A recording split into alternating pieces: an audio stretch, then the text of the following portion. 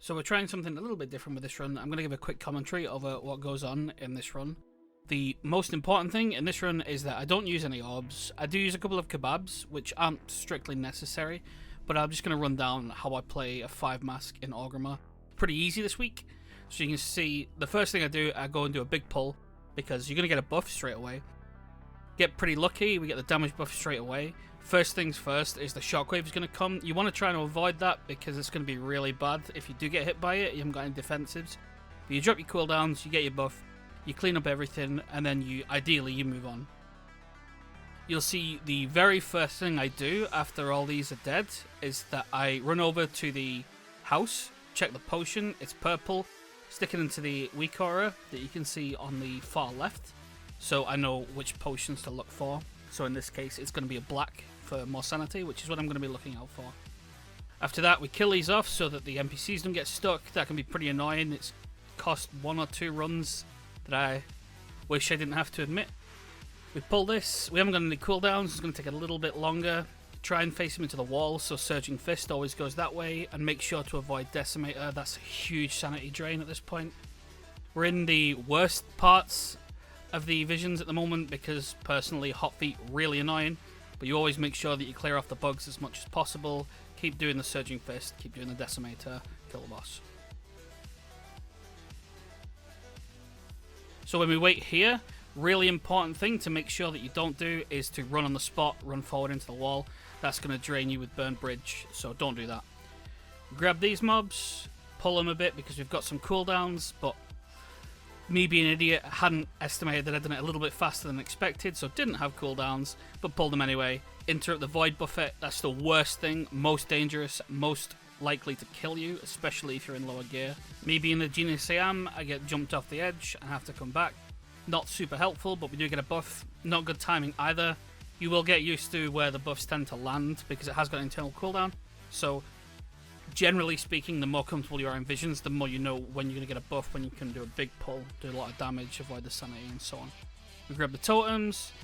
I think I run off and grab the chest now because I'm pretty sure that I've got a lot of time spare. Then we move on down the bridge, carry on with the totems. Most of this area is pretty simple. We didn't get the buff from the Shaman, so there's no haste. So that means we're going to be looking for the Ethereal later on in the run, which is in the drag. Here, I get leapt away, pull the mobs that I really didn't want to because, again, small brain. But since we've got them, we've got to kill them anyway. Grab some mobs to kill it with. Have to burn cooldowns because I don't want to waste too much time here, which means that the boss coming up is going to be a little bit slower than I'd like. But there's nothing I can do about it at this point, so we carry on. I think this is the biggest mistake that I make in the whole run, and it's pretty bad when it comes to not using an orb, but we make it work.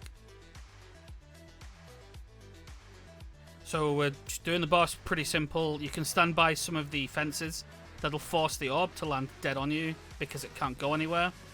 That's really useful for saving time. Here I get jumped into a wall. At this point I'm thinking, I don't know whether or not I can actually do a 0 orb run, but we're here now, so we're going to go for it anyway. Don't check for chests because I've already done the 2. We carry on moving and we head straight to the Valley of Wisdom. And I'm pretty sure my buff timer has just triggered, so that means we aren't going to have it at the one point where I really would like it, but we're going to make up for that with using Bloodlust on the Hulk. I do use a kebab here. Don't really need it, it turns out, but I used it anyway for safety. But I wouldn't really say that it makes much difference. It just lets me wait on cooldowns a little bit. I shouldn't really be pulling this from range. It's just going to stack up lead and foot. But I do it anyway because, once again, I really like pressing buttons. We kill this and we go up the stairs and into a big pull. Now, this is where, normally in a run, I'd consider orbing. It's in one of 2 places in this area, because this is the biggest unavoidable sanity drain if you don't have a buff. Biggest thing is to burn the Hulk down. You don't want him to throw you more than once. Twice, really bad. 3 times, probably going to drain way too much sanity to recover. And then, since we're waiting on the appendages to do their thing, we pull some more stuff just so I can at least be hitting something.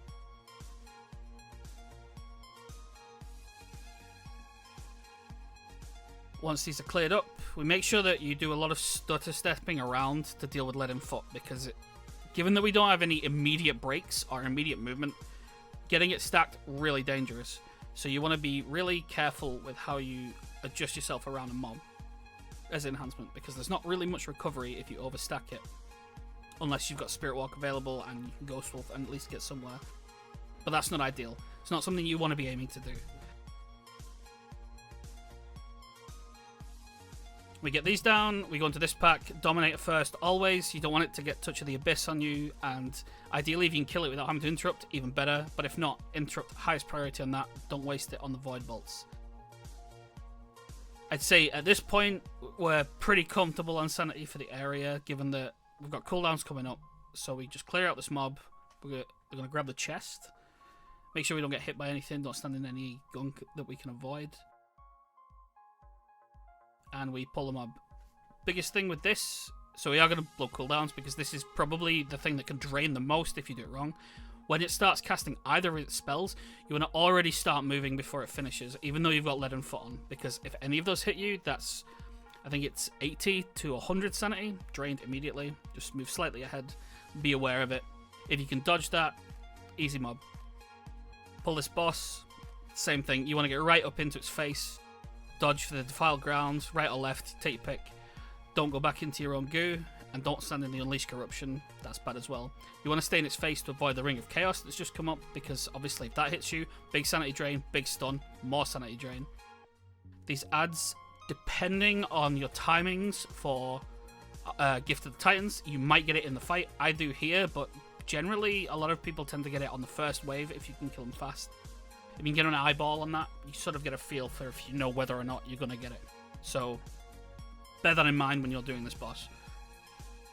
Then we totem back. That's generally what I think is the best route that I've found in Orgrimmar in almost all cases. So we fly back, and then we're going to go into a big pull again. Conveniently, we get desynchronized with haste, so we can move faster.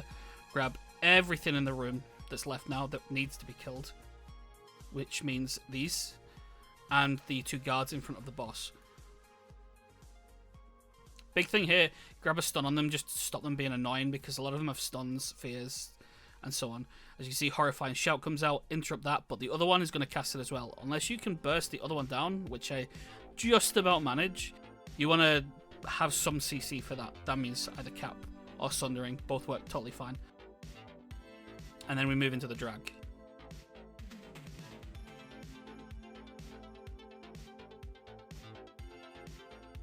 So here, the two Mind Carvers, they're annoying. You want to get rid of them just so they can't stack up the energy bar, so they can't fear you. That can really throw a spanner in the works sometimes, so you want to just get them killed. Luckily, get a buff because of the timing. That tends to be pretty often, a lot of the time, because of the downtime between killing the last boss in the Valley of Wisdom. Pull the boss. Not really any worry about Sanity Drain, because we've got the buff on anyway, but watch for the Orb of Annihilation. Really dangerous. Fires out and then goes in a line ahead. But it shouldn't be a problem, you're in melee, so you aren't going to get chased by it. We have to wait around here a bit for Garona, speak to her. And we also know, since earlier in the run we didn't get the other buff, we have to grab the Ethereal buff from here. So we click that, have to be out of combat, kill him, get 10% crit, and move on. See a chest on the left, grab that, because again, no problem on Sanity right now. Dominator first, same rule as before. Ideally, if you can get a stun or anything to lock them down, click in the house so you don't have to backtrack is great, but not as easy because we haven't got pets that can hold them off us, and our stuns are a little bit slow. So we'll just grab extra mobs just to help in the AoE while the appendage is doing its thing. Grab the chest and sit and wait because of the activation time. Appendage is going to be, I'm pretty sure, an asshole from memory. And then we open it, grab the mob, because this is what locks down the roleplay to open up the next buildings. Since he's coming already, since we've hit him a few times, we grab the Dominator, kill that, and then we can go back to him and do a bit of cleave.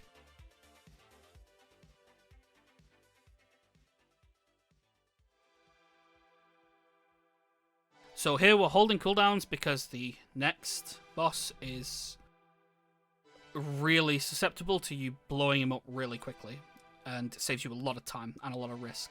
So we didn't use them any there, even though we could have got some value out of it. So we're just going to do the RP, check around for any vials, which I've been really bad at in this run. By the way, you can do it a lot more efficiently. But we grab a few of the vials there, give us a bit of breathing room. Go and wait for him to spawn. And I'm pretty sure the first thing I do is just unleash, get him as low as possible. Ideally stop him from doing Void Torrent, because if he does that, big time waste. Cries of the Void, that Sanity Drain is whatever. It's the time wasted having to run away from Void Torrent like this, because you have to get out of melee and you have to keep moving. Don't try and stay in melee, it will catch you and then you'll get 4, 5, 6 hits. Big drain, so don't do that. We see a chest, scope that, kill that, and move straight on to the Valley of Strength.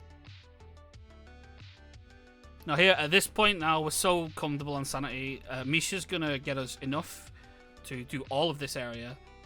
So it's all about how much we can have left before we get to the second rare in here that's going to give us enough Sanity, ideally, to do Rexar. And Rexar is the one that's most important that you do clean, because obviously that's going to give you the Sanity buffer to do Thrall. Obviously, if you have Orbs as well, 2 great places to use them. But we'll go through that as we get there. So we grab these. Normally I'd check around for chests, but evidently I don't. To see whether or not I need to pull the other stuff. We grab one there. And then since we're going up here anyway, we might as well just skip the pack on the bridge, jump over the water to the auction house. Grab these. You have to be careful about the poison stacking that's coming specifically from the large enemies and the swarm leaders. You get stunned, really dangerous when that hits 5 stacks on the poison debuff that I have there.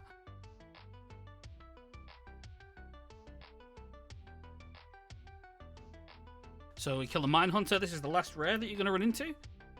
And this is the last Sanity gain that you're going to get until you kill both Rexar and Thrall. This is really easy, especially if you haven't already stacked the poison, but you want to be super careful to not get hit by any of the circles, because it will then stack up and then it'll headbutt you for a really high amount of damage. So don't risk that. Try and get ahead of the Bone Crusher so it doesn't knock you back down the hill, waste your time. And then once this is done, it's home free. As you can see here, we've got 480 Sanity.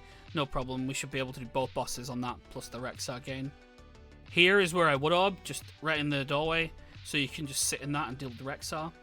But since we're trying to mitigate Sanity Drain, we're just going to do it nice and slow. There's no rush at this point. We aren't draining too much. We're going to kill the boars one by one. That means that ideally we want to have stuns or sundering ready for the double boars. Earth Elemental also really good here because Rexar does hurt and the boars can. But we're going to cool down immediately as soon as they spawn, blow them up once they're dead. Yeah, Grace with buff that we didn't really need. Rexar's dead and we're going to go straight onto Thrall. Now we've already cleared the guards in the opening area, so there's nothing to worry about there. And that gives us a bit of free time to go and grab chests, because I'm pretty sure that we've got more than enough Sanity to do Thrall. And obviously if you're using Orbs in your run, that's no problem as well. You can just chill out, do whatever you want. You can have loads of spare time. You can even wait for a Figment like I did in the Storming run. Get yourself another buff if that's cooled down. But obviously it's not cooled down here. Big things to worry about with Thrall. Obviously burn the boars down straight away when we get to him, and avoid the defiled ground. Otherwise it's really simple. Don't worry about the shield. And I'm just going to leave it to run with the final boss here. And I'll do a bit of an outro with what I used and so on after that. So hope this helped for those who were asking about commentary, and I'll see you next time.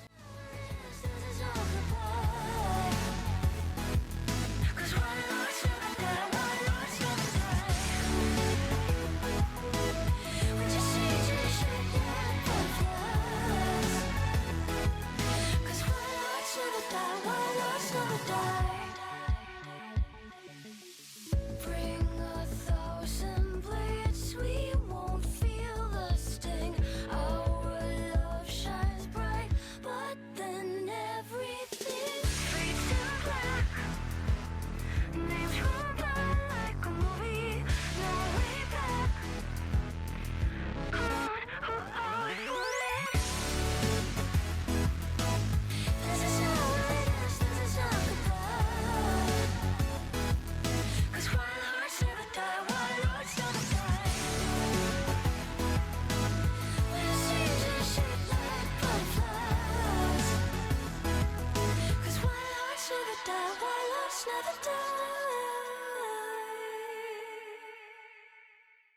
Just going to run through a few quick notes, just like I did with Stormwind. The talents I used, same again, standard Enhancement Mythic Plus with Lightning Shield, Forceful Winds, Spirit Wolf, though Earth Shield does work fine here, Hailstorm, Nature's Guardian, Sundering, and Elemental Spirits. The essences, once again, I used Blood of the Enemy Major, Breath of the Dying, Purification Protocol, and Essence of the Focusing Iris Miners. The corruptions I used slightly different this week because of gear I got, which is Tier 1 Twilight Devastation, a Lash of the Void, and 18% haste amp. And the other question that kept coming up, the food I used was 2% health per second because the damage can get a little bit dicey sometimes. The Weakauras I use for vision, such as the potion and sanity stuff, is in the description, link below. The orb spots I did find best for those interested was at the Flesh Beast in Valley of Wisdom for a little bit of safety, the Rexar room, and just before Thrall if anyone wants to use those. Anyway, I hope this helped for those that are interested in how to run through Orgrimmar as enhancement on a 5 mask.